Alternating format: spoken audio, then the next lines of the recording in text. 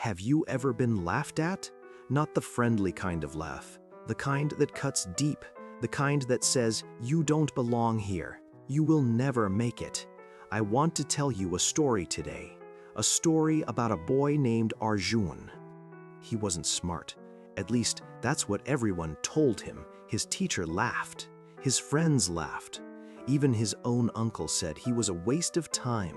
But Arjun did something that no one expected. He didn't shout. He didn't fight. He just proved them wrong. Slowly, silently, beautifully.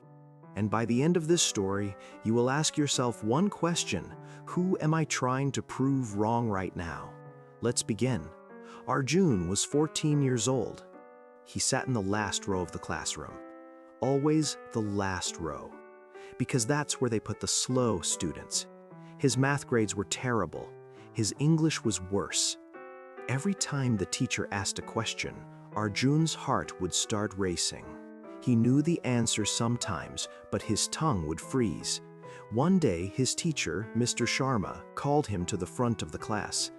"Arjun, solve this sum," he said, pointing to the blackboard. Arjun stood there, chalk in his hand, sweat on his forehead. He tried. He really tried. But he made a mistake, a small one. The class laughed, not a whisper. A loud, roaring laugh. And Mr. Sharma? He didn't stop them. Instead, he looked at Arjun and said something that the boy would never forget. "Some people are just born to fail. Go back to your seat." That night, Arjun didn't eat dinner. He sat on his bed, staring at the wall. His father had passed away 2 years ago. His mother worked 12 hours a day cleaning other people's houses. She came home with tired eyes and cracked hands. Arjun looked at her and thought, "I am her only hope, and I am failing." The next day, a group of older boys saw him walking home. They knew about the classroom incident. "Hey, failure!" one of them shouted. "How does it feel to be the class clown?" They laughed. Again. Arjun didn't respond, he just kept walking. But inside, something was changing. The laughter didn't make him smaller this time. It made him angry. Not a bad anger. A quiet fire. He thought to himself, "They are laughing because they think I am nothing. What if I become something?" Have you ever felt that? The moment when pain turns into purpose? That was Arjun's turning point. Arjun didn't have money for a tutor. He didn't have fancy books or a smartphone. But he had something else. He had the library. A small, dusty library in his neighborhood that no one used. Every night, after his mother fell asleep, Arjun would sneak out. He would walk 20 minutes to that library. And he would study. Not for 1 hour, not for 2, for 4 hours. He started with the basics: addition, subtraction, grammar. 1 page at a time, 1 problem at a time. The librarian, an old woman named Mrs. Desai, noticed him. One night, she brought him a cup of tea and said, "You come here every night." "Why?" Arjun looked up. His eyes were tired but bright. "Because one day," he said, "I want to walk into that classroom and solve every sum on that board. Without fear." Mrs. Desai smiled. She didn't laugh. She just nodded and said, "Then let me help you." She started teaching him for free. 1 hour every night. She didn't rush. She didn't shout. She just believed in him. And slowly, very slowly, Arjun began to change. 6 months passed. It was exam day, the final math test of the year. The same classroom, the same teacher, the same students who had laughed at him. Arjun walked in. His hands were shaking, but his heart was not. Mr. Sharma handed out the papers. Arjun looked at the first question. His breath stopped. It was the same type of sum he had failed at 6 months ago.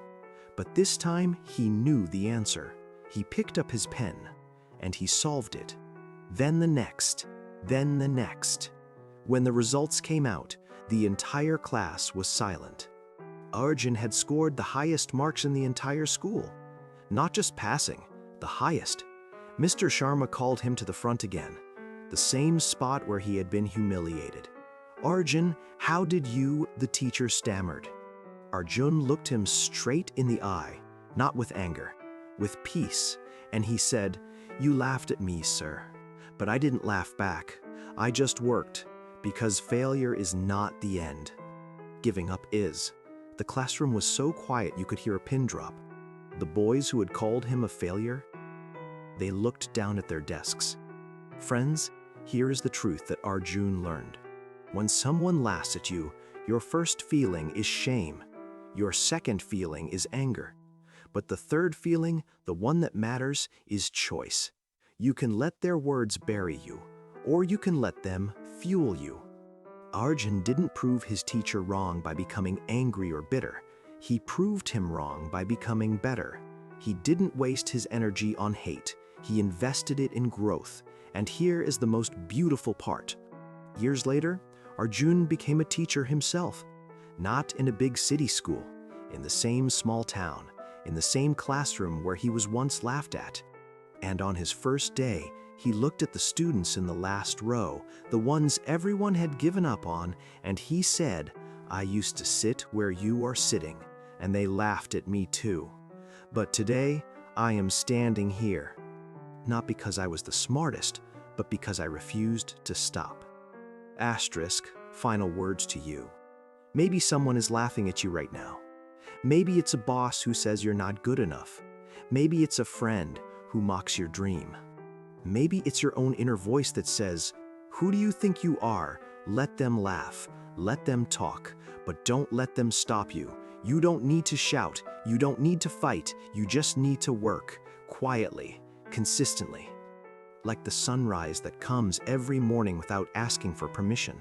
And one day, without a single word of revenge, you will walk into that room, and your results will speak louder than their laughter ever could. So here is my question for you today. Who is laughing at you?